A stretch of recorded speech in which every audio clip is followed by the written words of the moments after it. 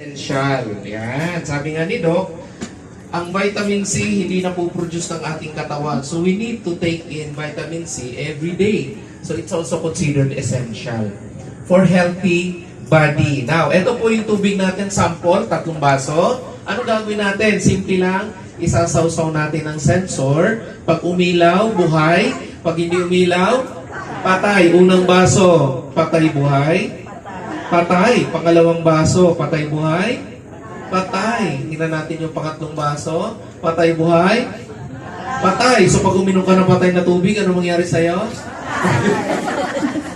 Hindi pa ako kayo mamamatay. Merong proseso, di ba? Yung dehydration. So, importante pala. So, ang tanong nila, paano daw bubuhayin yan? Simple lang, kuha ka ng crystal C alkaline. Ito lang po ang gagawin natin.